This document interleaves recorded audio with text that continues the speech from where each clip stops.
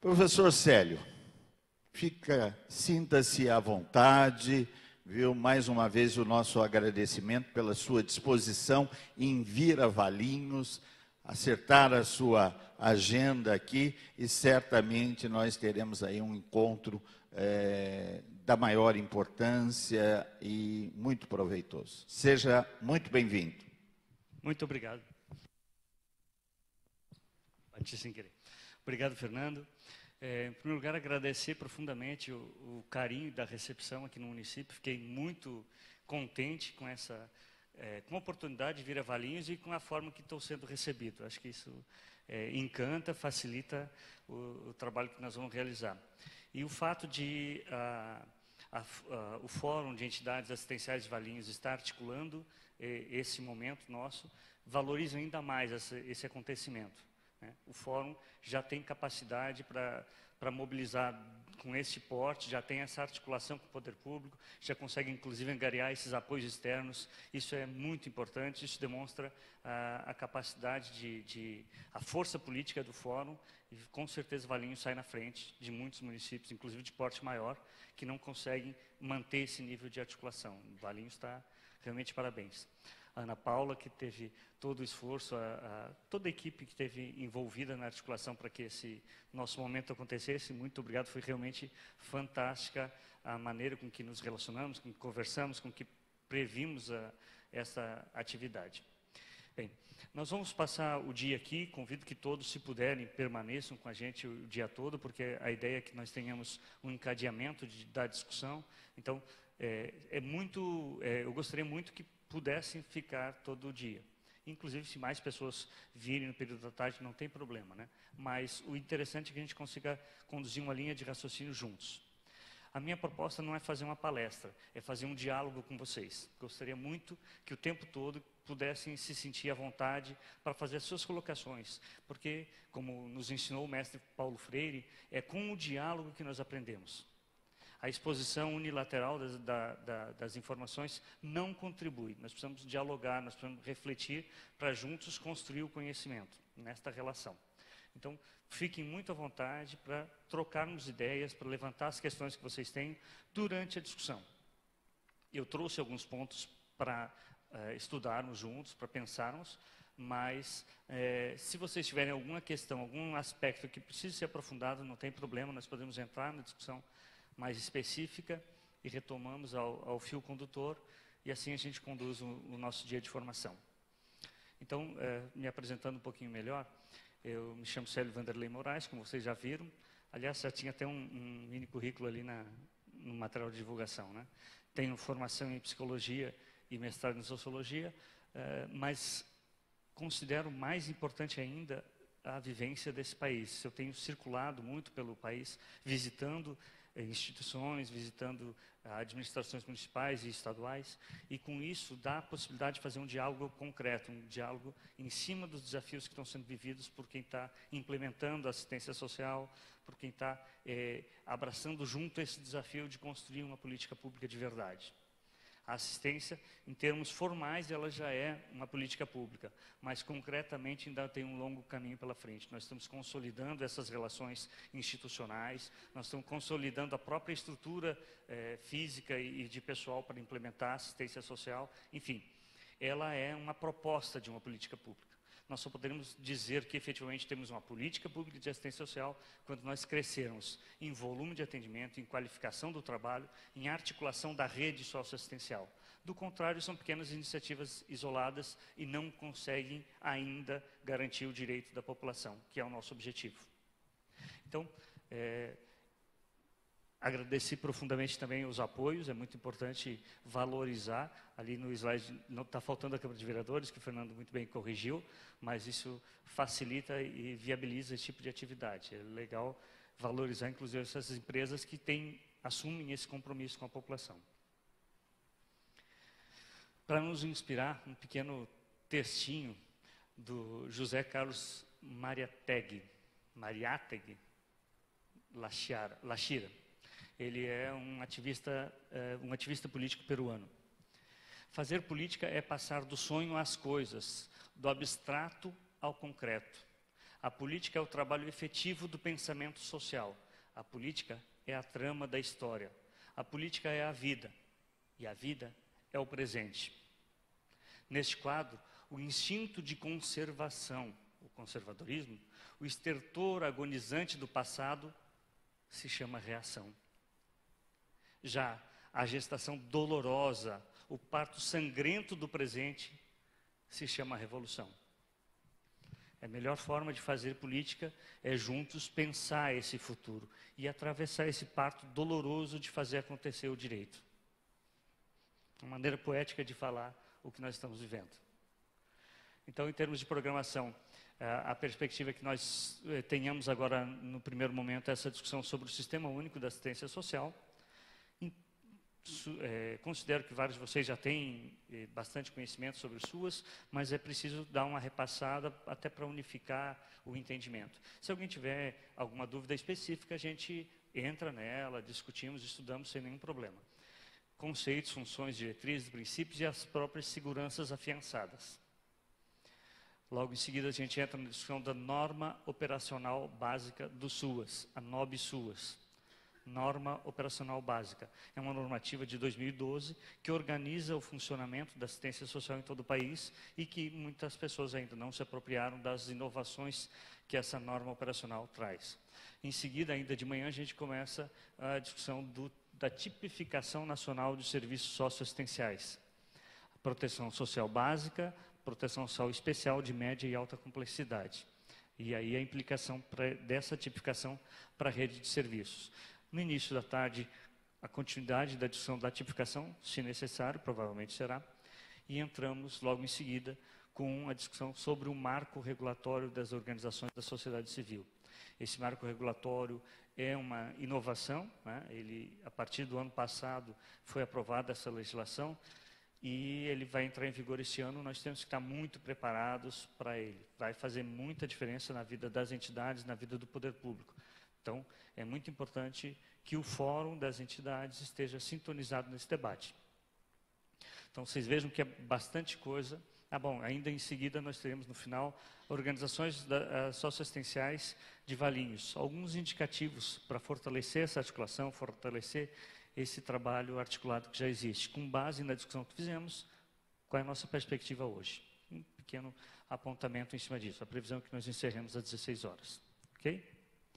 Então, fiquem bem à vontade, como eu disse, para intervirem a hora que acharem necessário para fazermos desse nosso dia um dia de reflexão conjunta. Pode ser? Posso contar com vocês nisso? Bacana. Então, vamos começar compreendendo, pensando juntos sobre o Sistema Único de Assistência Social. Primeiro, é preciso considerar que a assistência social, por muito tempo, ela viveu apenas no âmbito do assistencialismo. O assistencialismo tem o seu valor. O assistencialismo é movido por um sentimento humanitário, é movido pelo sentimento de amor ao próximo. Isso foi e é muito importante nas relações humanas. Apesar de que ele é limitado, na medida em que mantém as pessoas em independência de quem lhe faz qualquer assistencialismo, e não contribui para a superação da exclusão social, apenas acolhe e atende o necessitado. Isso é muito pouco. A assistência social, além do viés assistencialista, ela teve nas mãos exclusivas das entidades socioassistenciais, muitas delas vinculadas a credos religiosos, mas por muito tempo teve esse cunho.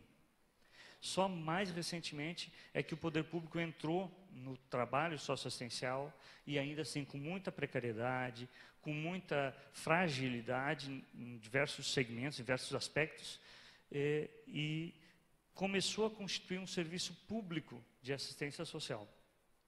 Aqui no Brasil mesmo, só no meados do século XX que a gente pode mencionar uma ação de poder público de âmbito nacional. O surgimento da LBA tem um certo cunho assistencialista, foi assistencialista, mas tinha já uma abrangência um pouco maior.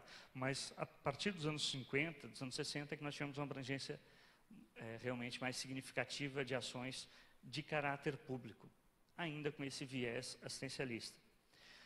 Mais recentemente, com a Lei Orgânica da Assistência Social, é que a gente consegue pensar uma assistência social com esse caráter, política pública. Política pública, nesse caso, vai significar não a ação de governo propriamente, mas uma ação que tem o caráter público. Norberto Bobbio, inclusive, dizia que nós não devemos chamar de política pública, e sim de política pública pública. 2 vezes público. Por quê? Ela tem que ser feita em público e atendendo ao interesse público. E muitas vezes ela ou atende interesse privado ou ela é muito fechada, muito hermética, ela é muito escondida. E nós precisamos ganhar transparência para poder chamar de política pública, né? Então, esse ganho nosso de implementar uma política pública, ele é bem recente. E ainda assim, com algumas precariedades por conta do nosso momento que vivíamos. Da década de 90 para cá, vivemos alguns anos de muita fragilidade do poder público, né? Sempre foi precário, mas a crise econômica, um momento de depressão socioeconômica no Brasil, nós tivemos muita dificuldade de implementar esta política. Então, a normativa, a lei de 93, dizia que nós teríamos um sistema descentralizado de política pública, de assistência social. Mas, na prática, nós ainda vivíamos com pequenas experiências de programas de atendimento e não com um sistema unificado. O SUAS só entrou em vigor, o Sistema Único de Assistência Social, só entrou em vigor agora bem recentemente, 2004. Ele foi aprovado em 2004 para começar a valer a partir de 2005. Então, é muito pouco tempo para um sistema tão complexo, para uma ação de tamanho fôlego como é a pretendida no Sistema Único de Assistência Social. Então, 2005 é quando se implantou a Resolução 145 do Conselho Nacional da Assistência Social, estabelecendo esse sistema. Ainda assim, o fato de haver uma resolução não constitui um sistema funcionando pelo país. O poder público, em todos os lugares, não tinha capacidade de atendimento, de implementação desse sistema, e as entidades ainda, a maioria delas, continuava realizando um trabalho muito pontual, muito precário, sem apoio público e muitas vezes com concepções ultrapassadas assistencialistas. Algumas, claro, já têm uma visão um pouco mais avançada, mas infelizmente nós vivemos um momento de muita defasagem de concepção de atendimento em termos das entidades. Então, o SUAS, ele trabalhou a partir da definição da assistência social que foi colocada na LOAS, onde diz que a assistência social é um direito do cidadão e dever do Estado. Só isso já muda profundamente a relação entre a pessoa destinatária da assistência social, o cidadão, e a entidade socioassistencial ou o poder público. No sentido de que a assistência social não pode fazer ajuda, ela tem que garantir direitos. Isso faz muita diferença. Quando a gente está na perspectiva de ajudar quem precisa, qualquer coisa que fizer está bem feito.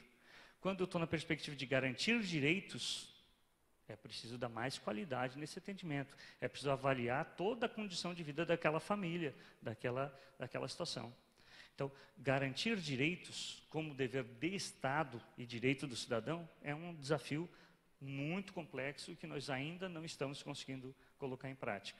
Mas é a matriz, é a nossa diretriz fundamental da implementação do SUAS. Vejam, ali está colocado Estado com letra maiúscula. Estado não como governo, Estado não como um âmbito de gestão pública, mas Estado enquanto a nossa res pública, a nossa comunidade nacional. Nesse sentido, Estado, que tem a obrigação, envolve tanto o poder público instituído, quanto as organizações da sociedade civil. Na medida que elas se organizam e abraçam a causa social, elas também estão se colocando nesse papel de Estado, de garantidor de direitos. É uma política de seguridade social, isto é, ela é irmã da saúde e da previdência social, com a diferença de que ela é não contributiva. Por que não contributiva? Porque a previdência só atende quem recolhe a previdência social. A saúde e a assistência social, ambas são não contributivas porque se entende que é um direito de todo cidadão brasileiro ter aquele atendimento. Não faz sentido cobrar de alguém que tinha aquele atendimento como seu direito, né? Então, ela é não contributiva. Prover os mínimos sociais é realizada através de um conjunto de ações da iniciativa pública e da sociedade. Vejam bem, de novo reforçando a ideia de Estado como composto, como resultado dessa ação do poder público instituído e das organizações da sociedade civil. para garantir o atendimento às necessidades básicas. Pequeno apontamento em relação aos mínimos sociais. Várias pessoas sugerem, esperam que tivéssemos na lei uma definição de o que são os mínimos sociais. Qual é o mínimo? Quando a gente vai falar de mínimo educacional, quantos anos de estudo seria o mínimo? Quando a gente vai falar mínimo de alimentação, que tipo de alimentação? Quantas vezes por dia? Com que qualidade? Habitação, que tamanho de moradia? Com que condições são essas as de moradia que seriam os mínimos sociais? Quando nós falamos de o mínimo de acesso ao trabalho, que tipo de trabalho? Com que regulamentação? A lei deixou em aberto, deixou em abstrato os mínimos sociais, justamente para que cada município do país se organize e defina em Valinhos qual é o patamar abaixo do qual nós não admitimos que nenhum cidadão de Valinhos viva, que é diferente da condição de mínimo social no interior do Amazonas, que é diferente do mínimo social no Pantanal sul-mato-grossense, que é diferente do mínimo social no interior do Rio Grande do Sul. Cada município tem que definir, o Conselho Municipal de Assistência Social é obrigado a fazer isso, no seu plano municipal de assistência, quais são os parâmetros de mínimos sociais para este período. Qual é a condição abaixo da qual nós não vamos admitir qualquer cidadão, morador de Valinhos, passando essa situação. E, portanto, nós precisamos envidar os esforços do poder público e das entidades para que todo cidadão atinja esse patamar, os nossos mínimos sociais. E de maneira contextualizada. É diferente os mínimos sociais de Valinhos de 2015 do que foi em 2010, do que será em 2020. Espera-se que haja sempre uma ascensão no parâmetro de mínimos sociais, que nós consigamos oferecer mais anos de escolaridade, que nós consigamos oferecer moradia em melhores condições, que nós consigamos garantir melhores condições de convivência social, mais acessibilidade e acesso a serviços públicos, e assim por diante. Então, a ideia de mínimos sociais do SUAS, ela é gradual e contextualizada. Gradual historicamente e contextualizada para cada circunstância. As necessidades básicas são muito diferentes, cada um de nós sabe disso. O que é necessário para mim, o que é necessário para cada um de vocês, faz muita diferença. As suas necessidades, a sua maneira de viver, demarca a sua necessidade social básica. Então, essa leitura tem que ser contextualizada, tem que ser discutida e definida pelo Conselho Municipal de Assistência Social. Essa definição está presente na LOAS, na Lei Orgânica da Assistência Social, de 93. A LOAS ela é de 93, mas ela sofreu um pequeno ajuste agora em 2012. Depois nós vamos ver que ajuste foi esse. Não foi nesse aspecto aqui.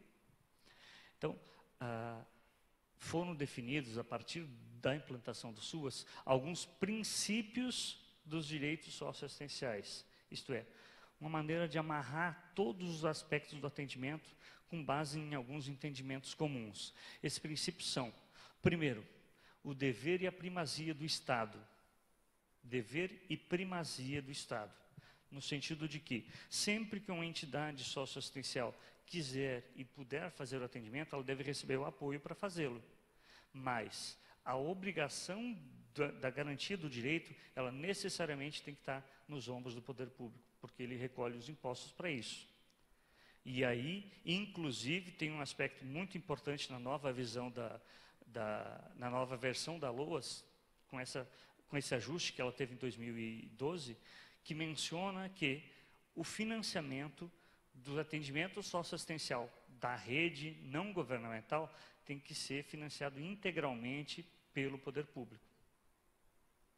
Nós ainda temos que caminhar bastante para chegar nesse ponto, mas a lei deu isso como uma diretriz. Nós precisamos avançar nesse sentido de viabilizar que todo o atendimento tenha financiamento público, com qualidade e abrangência. Depois a gente entra nesse detalhe com mais profundidade. Só para fixar essa ideia de que há um dever e uma primazia do Estado na prestação do serviço socioassistencial. As entidades são bem-vindas e devem ser valorizadas e apoiadas na medida que se dispõem a fazer o atendimento. Por quê? O atendimento, quando realizado por uma entidade, ele sempre é mais bem feito. ele é mais contextualizado, ele é mais próximo do cidadão, ele é muito melhor. Além de agregar o atendimento em si, ele agrega o valor social da unidade comunitária, da solidariedade humana. E, nesse sentido, é muito importante valorizar sempre o atendimento feito pelas entidades, mas entendendo que a obrigação primeira é a do poder público. Outro aspecto que foi fixado como um princípio da assistência social é o do cidadão como sujeito de direitos. Isto é, nós não podemos fazer para a população, nós temos que fazer com a população. Porque eles são sujeitos, ele tem a capacidade de tomar iniciativa, ele tem a capacidade de participar ativamente de todo o processo e tem que ser respeitado enquanto cidadão. Mesmo que esteja passando um momento de dificuldade, mesmo que esteja sofrendo algum tipo de violação no seu direito, mesmo que tenha cometido uma violação do seu direito, independente de qualquer circunstância, nós precisamos respeitar e valorizar a participação ativa do cidadão. Nesse sentido, é entender o cidadão sempre como sujeito de seus direitos, mesmo quando ele tenha violado o direito alheio. Entendendo ele como sujeito de direitos, nós poderemos inclusive cobrar com mais firmeza a sua participação, a sua responsabilidade, a sua contribuição para com a sociedade onde ele mora. Outro ponto que é muito importante, foi fixado com o SUAS, é a definição de que o território é a unidade básica do atendimento socioassistencial.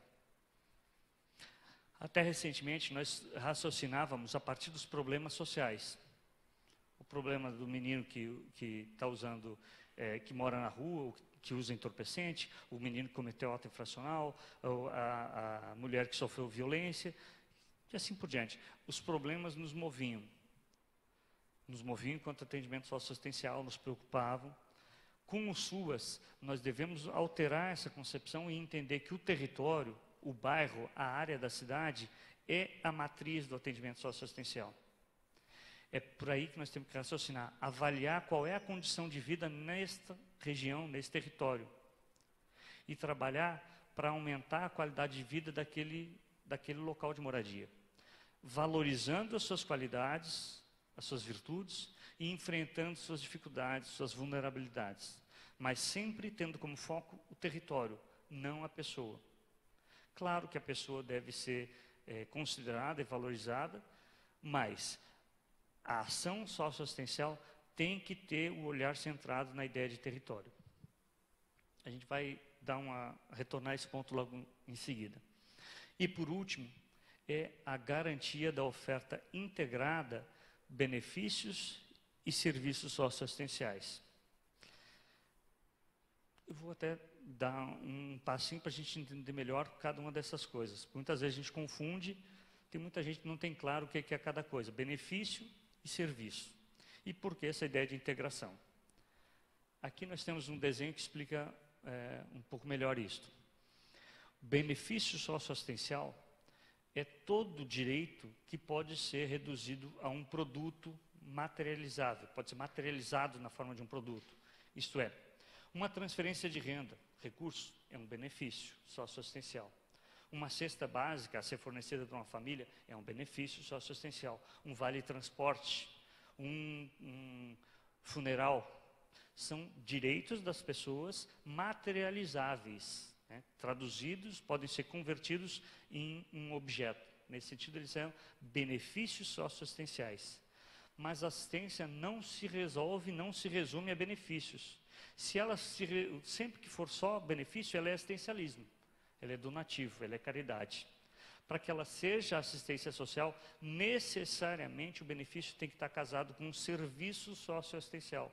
Qual seja, a ação nossa, dos trabalhadores, dos técnicos, o atendimento, a escuta qualificada, a orientação, a participação numa oficina pedagógica, a participação num curso, enfim, o trabalho humano, a reflexão, a intervenção na consciência.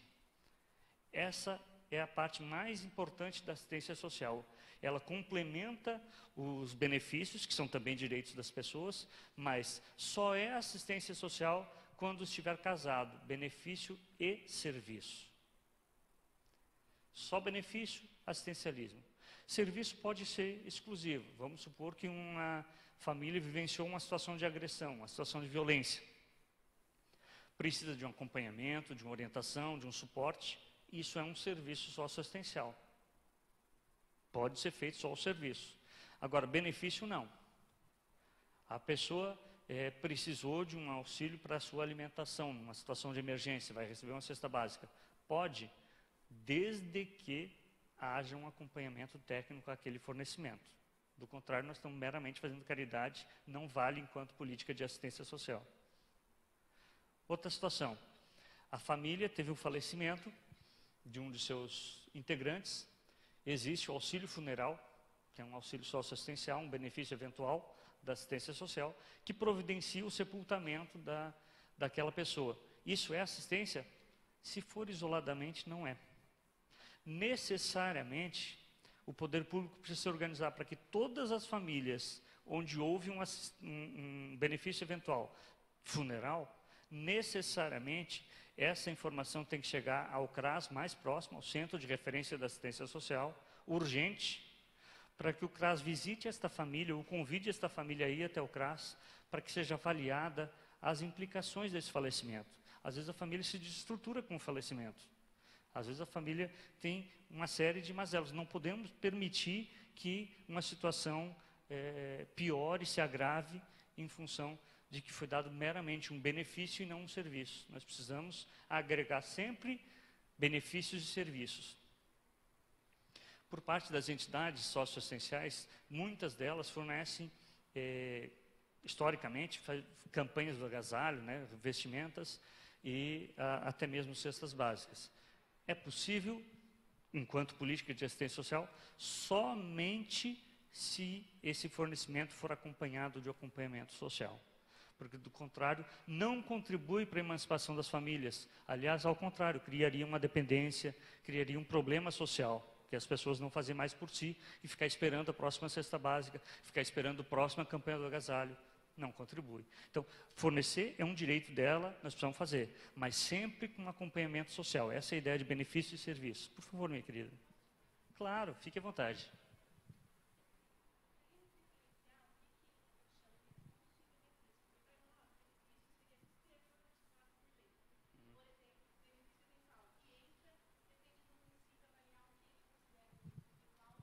Sim. Não.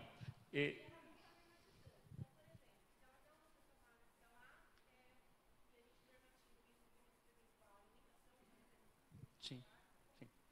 Tá. A entidade, isso que estão chamando de recurso, é um benefício também. Só que é preciso admitir e normatizar no âmbito municipal. Nós precisamos que as entidades se agreguem e no Conselho Municipal discutam qual vai ser o critério, como é que vai ser o mecanismo de acompanhamento, se ela própria vai fazer ou se o poder público vai fazer. Não pode fornecer um recurso. Tem que fornecer um benefício e aí normatizar, porque o critério pode ser diferente, o critério para uma situação, para outra situação, mas nós não podemos admitir o fornecimento de recursos isoladamente. É sempre um benefício e mais, casado com acompanhamento. Eventualmente, uma entidade pode não ter equipe técnica para fazer o acompanhamento. Então, ela pode fazer uma aliança com o poder público, e aí ela fornece o benefício enquanto o poder público faria o acompanhamento. Mas isso se houve essa parceria, essa aliança. Do contrário, repetiremos o modelo assistencialista que não tem mais espaço, né? Só recurso é assistencialismo. Convertê-lo em benefício com critério claro, com procedimento claro, é garantir o direito ao benefício assistencial e que precisará estar casado com o acompanhamento. Por favor, minha querida. Uhum. Bacana essa sua afirmação. O Fundo de Solidariedade...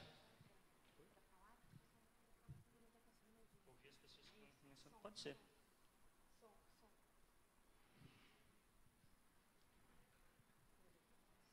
Som.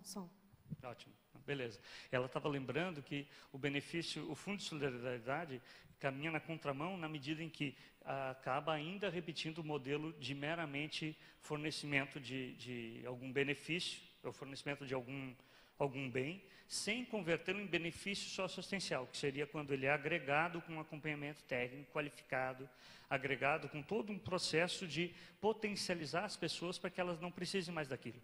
Então, é direito das famílias receber o apoio, inclusive uma cesta básica quando ela precisar. Mas não podemos permitir que isso se prolongue. Não podemos permitir que continue dessa forma. É preciso um trabalho técnico qualificado e às vezes demora, dependendo do caso, claro, é preciso ser avaliado caso a caso. Não dá para fixar, 3 meses, 6 meses, depende. Agora, com uma avaliação técnica qualificada e um processo de inclusão social, em programas de geração de renda, se for o caso, em acompanhamento para desintoxicação, se for o caso, enfim. Cada situação vai exigir determinadas providências para que a família conquiste autonomia. Se for o caso dos programas de transferência de renda, de ordem municipal, estadual ou federal, não importa, ele é um benefício, a transferência de renda, mas ela tem que necessariamente ser agregada no acompanhamento e na inserção dessa família em outros tipos de serviços. Necessariamente, porque senão a gente vai simplesmente criar dependências, e é tudo que nós não queremos. A assistência social prevê o fomento à autonomia das pessoas, né? Então, todo mundo critica alguns programas de transferência de renda porque é paternalista, porque não avança. Veja, é indispensável e é direito dessas pessoas receber essa transferência de renda. O problema não é a transferência de renda. O problema é não termos ainda a capacidade de fornecer o serviço que agregaria esse benefício. Ou não termos o serviço com a devida qualidade, porque não é chamar para uma palestra, é acompanhar aquela família e com ela avaliar quais os outros encaminhamentos que ela precisa para um dia superar a transferência de renda, para não precisar mais da transferência de renda. Felizmente, nós temos conseguido alguns ganhos. No início do Bolsa Família, nós tínhamos muito essa situação de dependência. Hoje, nós já temos conseguido um pouco mais de avanços, mas são muito pequenininhos diante do tamanho do desafio. Nós precisaremos de muito mais estrutura na assistência social, mais profissionais, mais unidades de CRAS. Nós precisaremos das entidades mais sintonizadas com esse processo para que todas as famílias que são beneficiárias pudessem ter o serviço agregado. Senão a gente repete o modelo velho. Então, benefícios e serviços é que faz assistência social. Pode ser só serviços. O que não pode é ficar só no âmbito do benefício. Então, aí o que são programas e projetos socioassistenciais? Programas e projetos não têm autonomia, não pode fazer um programa à parte, não pode ter isoladamente. Programas e projetos são formas de otimizar, ampliar a qualidade de um benefício ou de um serviço. Um programa pode agregar mais de um serviço socioassistencial para dar mais qualidade do atendimento. Por exemplo, o Programa de Erradicação do Trabalho Infantil, o PET, antigo PET, né? Ele oferece um benefício pecuniário, um aumento no Bolsa Família para quem tem uma criança em situação de trabalho infantil, recebe o acompanhamento do PAEF, programa de serviço de atendimento, serviço de proteção e especializada da assistência social, que é realizado pelo CREAS, recebe o acompanhamento, as crianças participam do serviço de convivência e fortalecimento de vínculos. Então, agregou um serviço da proteção social básica, que é o serviço de convivência e fortalecimento de vínculos, agregou um serviço da proteção social especial, que é o PAEF, agregou um benefício de transferência de renda para aquela família e, com isso, amplia a nossa capacidade de enfrentamento da situação de trabalho infantil. Então, programas fomentam, auxiliam os benefícios ou os serviços, dando integração a eles, articulando e ampliando o alcance. Mas não pode uma entidade fazer um programa, por exemplo, completamente alheio aos benefícios e serviços. Programas só existem como qualificadores dos benefícios e dos serviços. E essa qualificação pode se dar integrando, melhorando a divulgação, melhorando a qualificação dos profissionais que lá existem. E o projeto socioassistencial, ele é uma maneira mais temporal, mais específica de também contribuir com um benefício ou um serviço, ou vários, inclusive. Então, eu posso fazer, por exemplo, um projeto de qualificação dos trabalhadores da proteção social básica. Vamos, com esse projeto, desenvolver durante o ano alguns cursos, algumas formações, para melhorar o atendimento na proteção básica, por exemplo. um projeto de integração das entidades, fortalecendo a FEAV, o Fórum. Né? Então, são projetos que contribuem para que aprimoremos os serviços e os benefícios, mas eles não podem ter vida própria, eles são só formas de aprimorar o benefício ou o serviço. Então, pela definição, retomando a definição que já tinha mencionado, benefícios são direitos materializáveis na forma de recursos pecuniários, que é o caso de recursos em dinheiro, né? Ou produtos, por exemplo, a transferência de renda, cesta básica, sepultamento, vale transporte, roupas, ou coisa do gênero.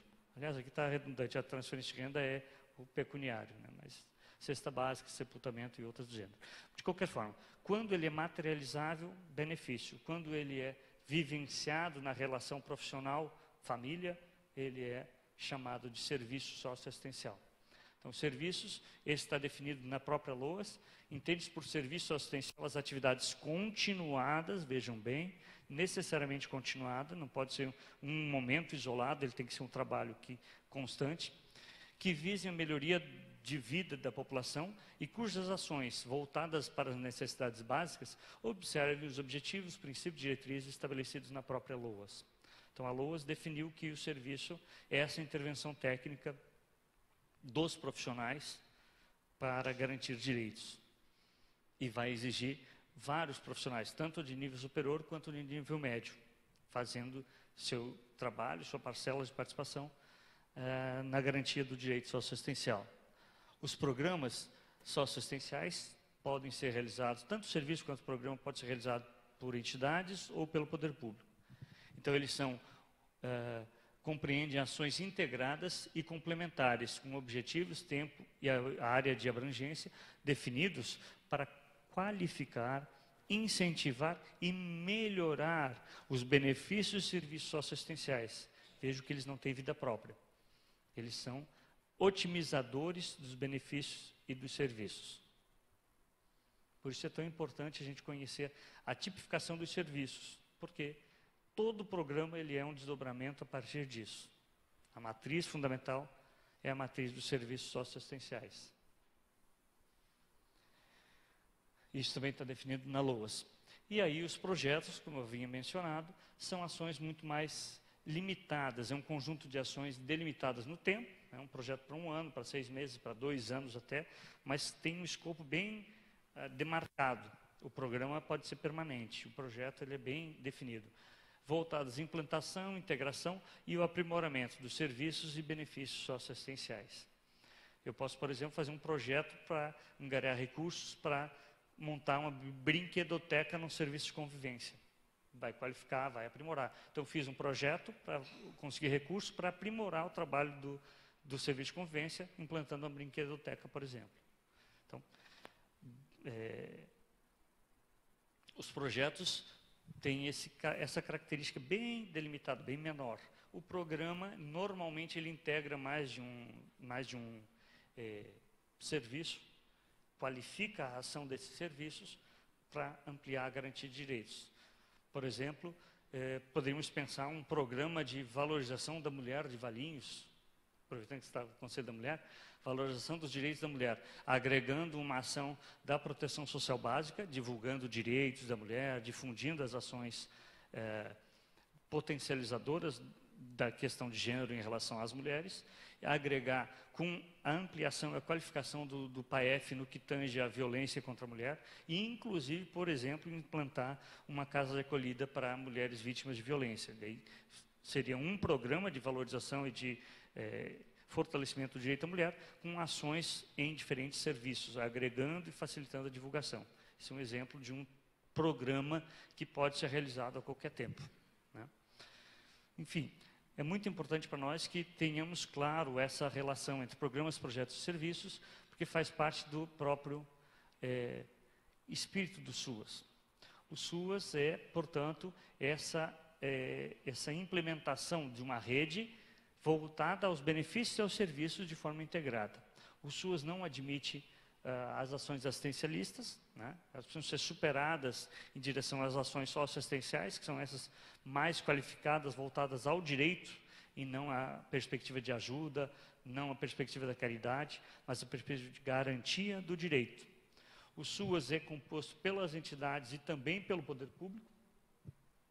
Portanto, nós precisamos aproximar muito mais, dialogar e respeitar um ao outro, né? Cada qual cumprindo a sua parcela, mas com muito cuidado, porque nós temos historicamente uma postura muito agressiva, tanto de uma parte quanto de outra. Muitas vezes o poder público desrespeita a história e o trabalho realizado pelas entidades, e, por outro lado, também as entidades têm um preconceito e têm uma postura muito bélica em relação ao poder público, é muito comum isso. E esse atrito não ajuda nenhum dos dois e prejudica profundamente o atendimento que realizamos. Então, nós vamos precisar aprimorar isso. O Conselho Municipal de Assistência Social, ele é composto por esses dois segmentos justamente para facilitar esse diálogo, essa aproximação. Essa questão, essa dificuldade na relação entre entidades e poder público é presente no Brasil inteiro, né? Não é uma peculiaridade local.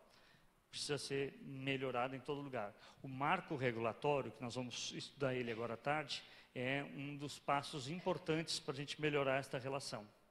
É um dos pontos que vai contribuir nesse sentido, mas ainda é um longo caminho pela frente. Tranquilo, gente? Tá bom? Tá tranquilo para a gente ir acompanhando? Quero mais uma vez deixar bem claro que está livre a palavra para vocês se colocarem, para a gente ir dialogando sobre esses pontos. Eu tenho uma série de coisas que gostaria de conversar com vocês, mas preciso que todo mundo esteja bastante sintonizado. Está tranquilo? Se alguém tiver alguma questão para colocar, não só em termos de dúvida, até mesmo em termos de comentário, exemplo, fique à vontade. Bom, então, o SUAS trabalha com essa lógica de programas, projetos e serviços. Aliás, deixa eu voltar aqui. De programas, projetos e serviços socioassistenciais, de forma integrando os serviços e benefícios e construindo programas e projetos para qualificar benefícios e serviços.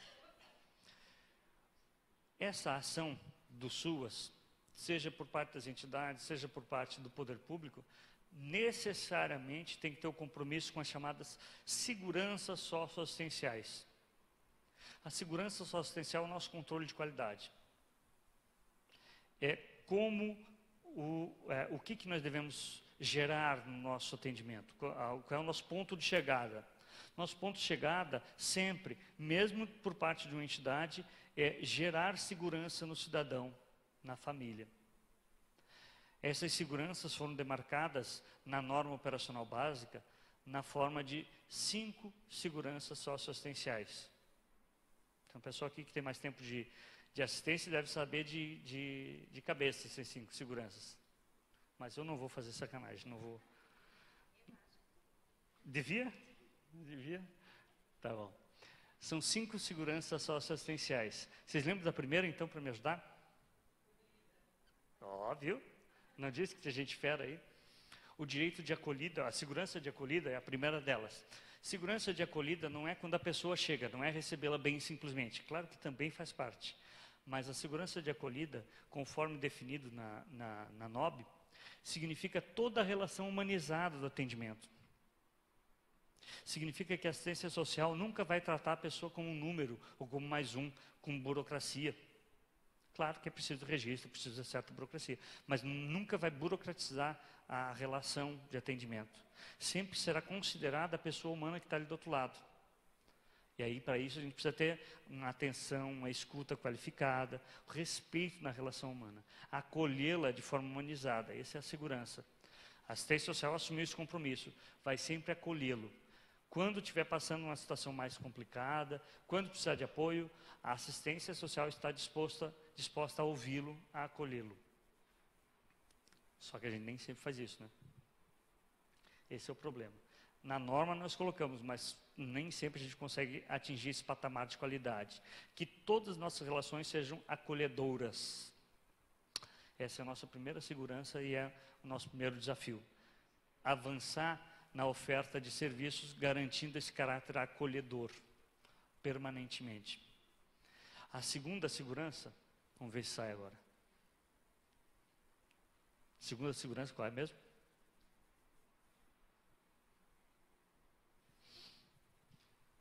A A segunda segurança é a segurança de renda.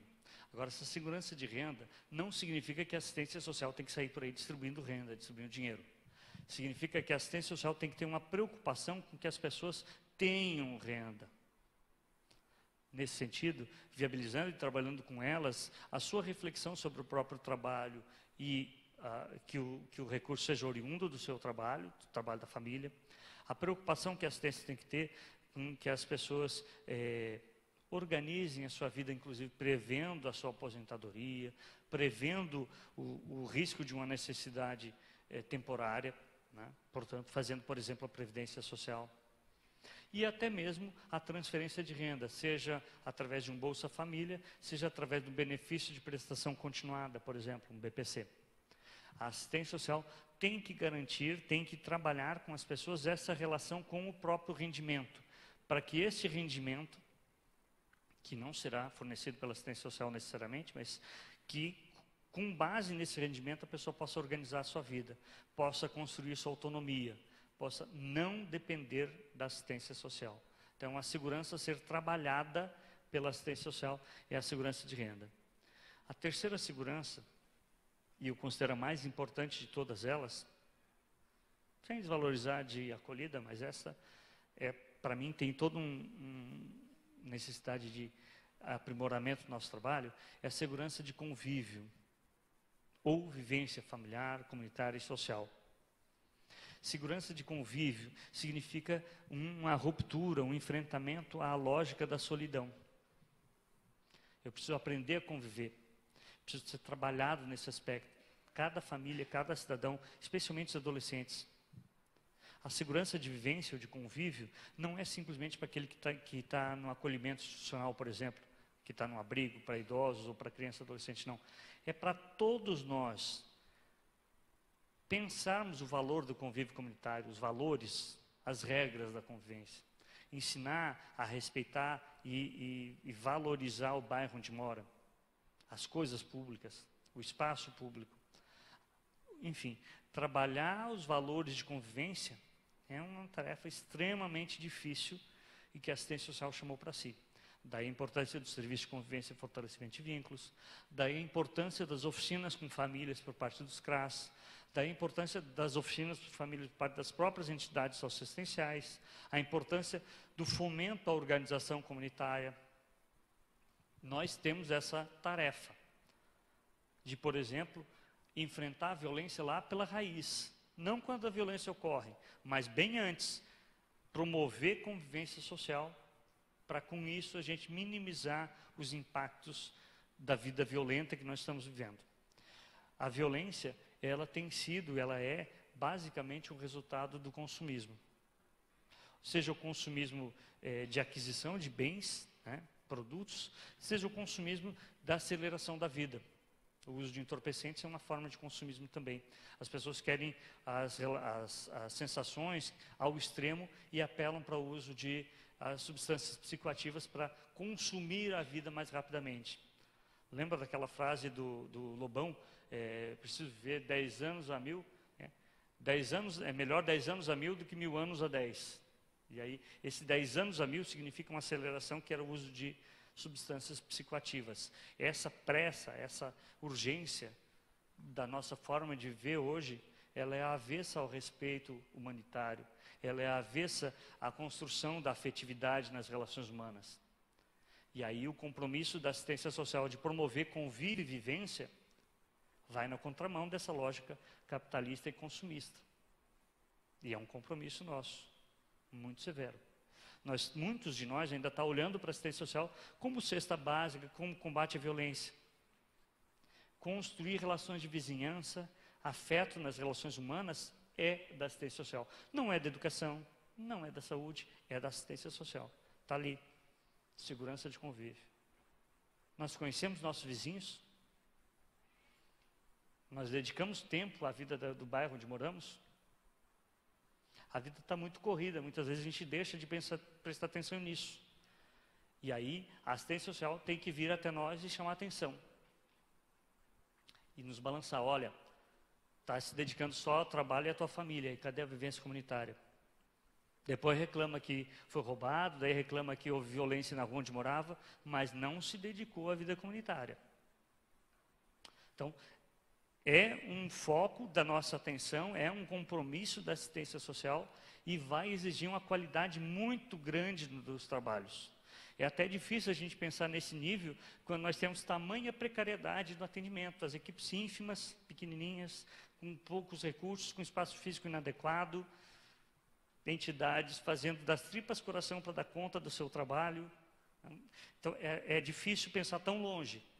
Mas, como dizia o Eduardo Galeano, para que serve a utopia, dizia ele?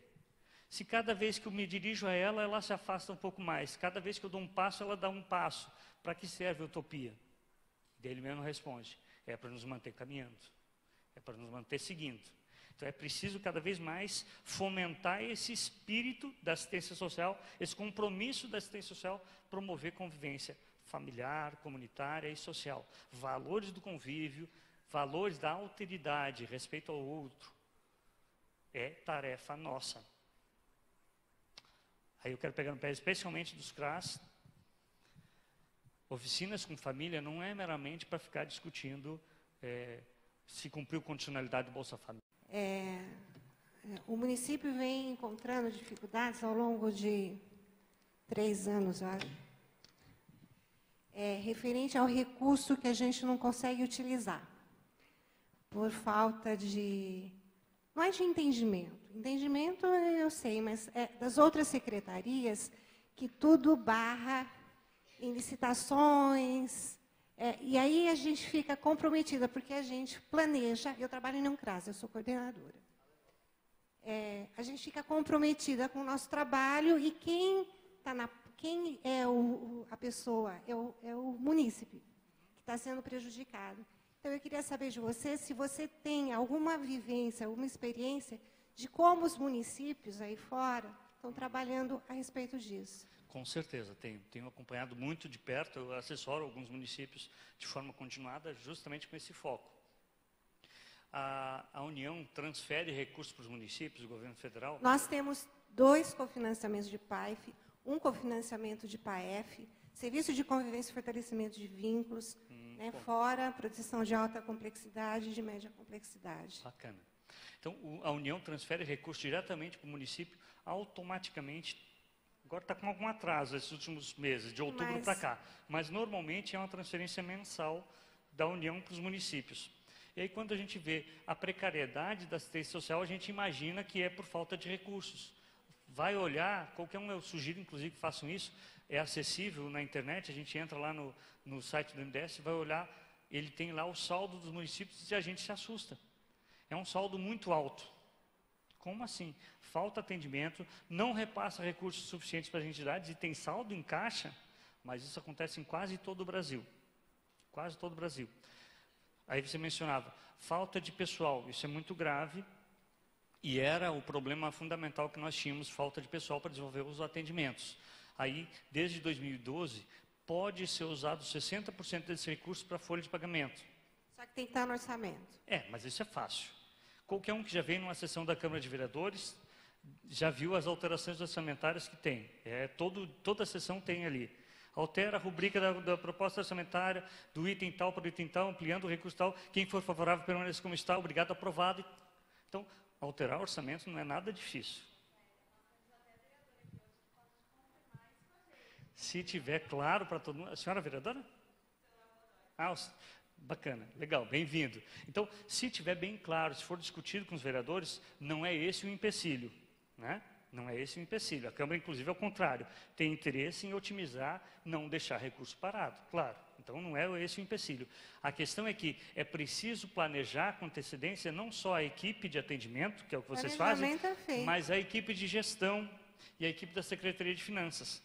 É preciso estar mais sintonizados. E a assistência social, até hoje, não ganhou ainda a respeitabilidade necessária para dar agilidade a esses procedimentos. Então, eu conheço, a maioria dos municípios tem saldo muito alto e tem precariedade do atendimento. Mas, por outro lado, conheço um município que está praticamente zerado, porque conseguiram avançar nesse sentido. Eu, particularmente, estou acompanhando o município, que eu fico muito feliz de dizer que hoje o saldo deles é relativo a 2 parcelas mensais, porque Todo recurso, não é gasto à toa, mas eles conseguiram fazer uma fluência do atendimento de maneira que as pessoas tenham a previsibilidade do gasto, não deixam parado. Então, é possível otimizar isso sim. Esse não é um empecilho.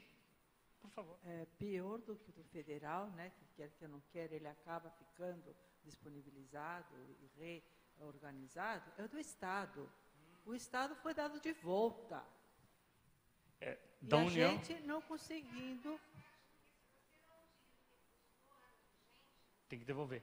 A rigor, da União também precisaria devolver. A União Mas que ela fez uma permite- alteração e não pediu de volta nos últimos não, períodos. ela permite que você reorganize. Sim, Mas exatamente. o que Reprogramação de saldos. Mas Né? o que o Estado não usa, foi dado Ele de manda volta. devolver.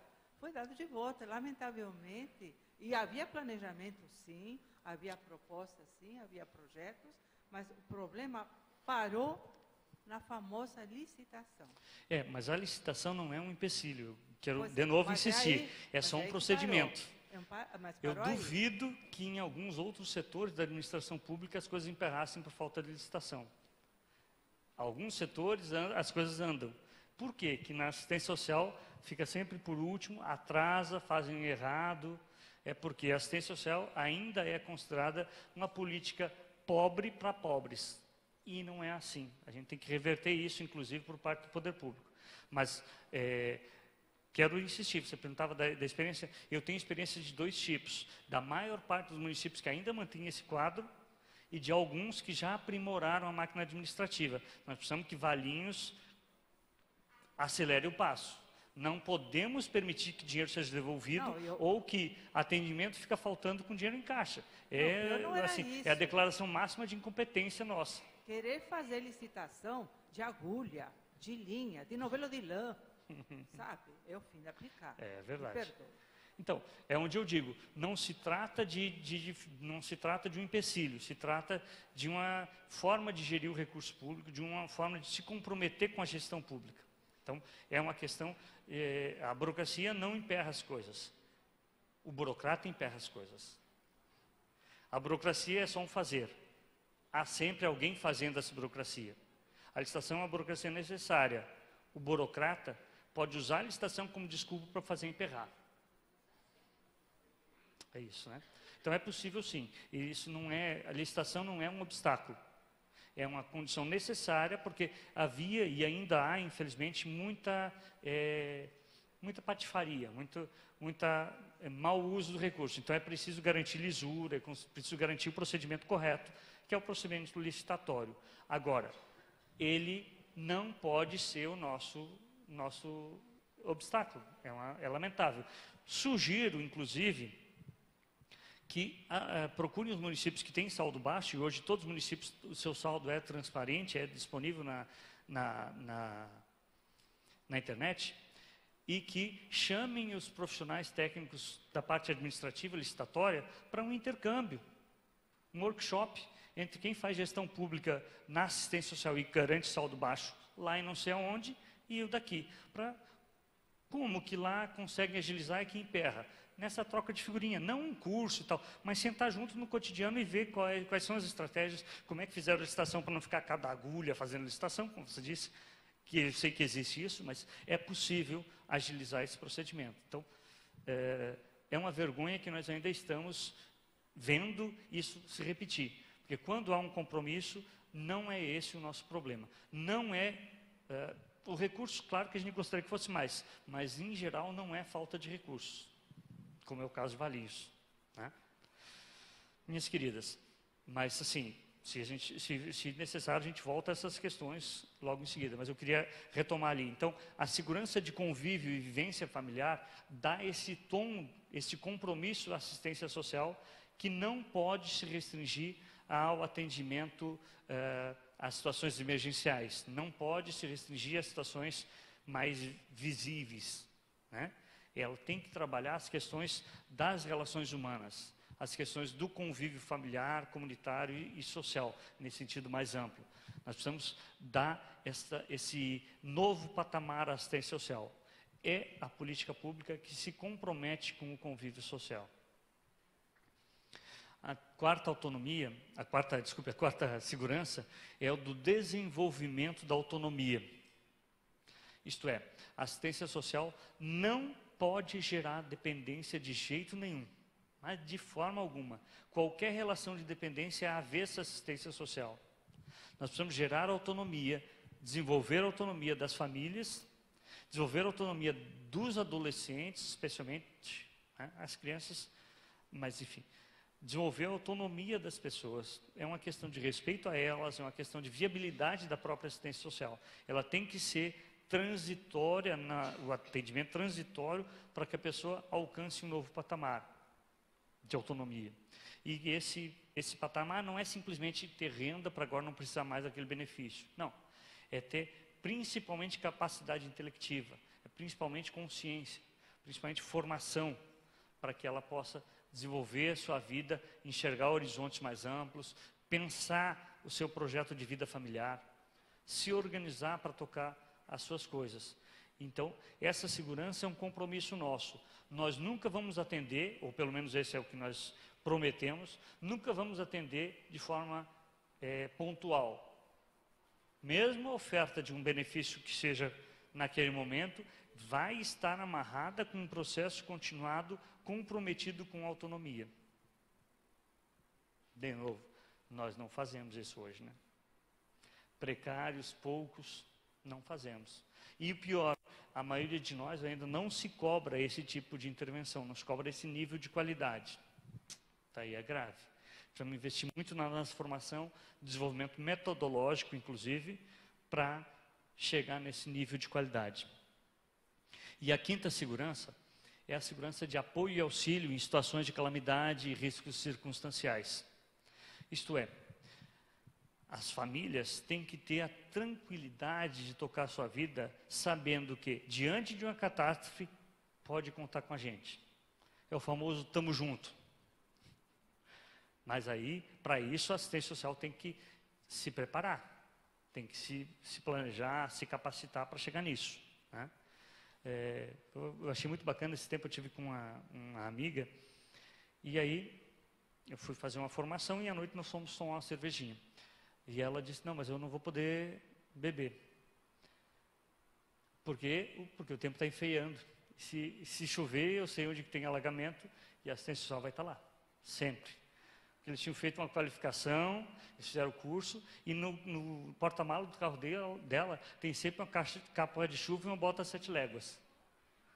Porque diante da situação de emergência, ela assumiu esse compromisso, que estará envolvida, coordenando as atividades, apoiando as pessoas que precisarem de socorro.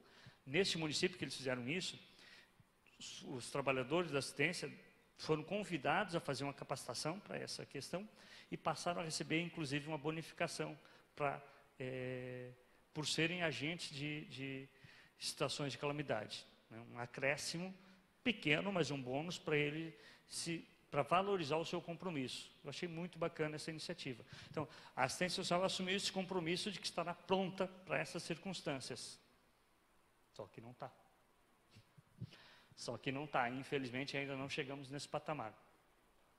Aqui na região de Valinhos, não sei se se tem área de inundação, tem área de alagamento, é um dos problemas graves. Aqui no estado de São Paulo, nós temos também algumas situações de incêndio em comunidades mais precárias, que também acaba sendo uma circunstância de calamidade e risco, nós temos que estar preparados para elas. Mas, enfim, essas são as 5 seguranças.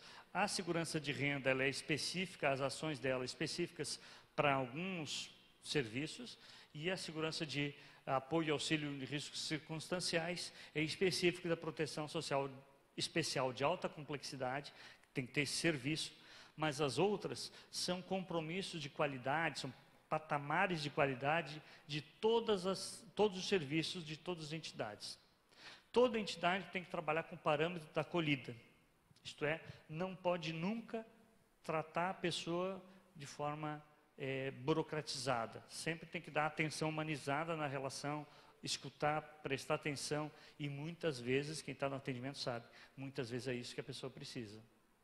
Alguém que lhe dê um nível de atenção. Só isso já ameniza seu sofrimento, já facilita que ela se organize, ela se sente valorizada. Nós temos que estar pronto para isso. Nós temos que estar pronto para desenvolver autonomia e avaliar, será que nós estamos realmente gerando essa autonomia ou nós estamos, mais uma vez, gerando dependência das pessoas? Né?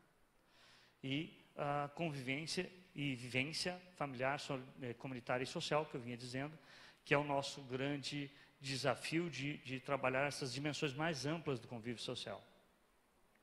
Não ficar restrito a situações de pobreza extrema, a violência extrema, não. Trabalhar no sentido mais amplo para promover a convivência.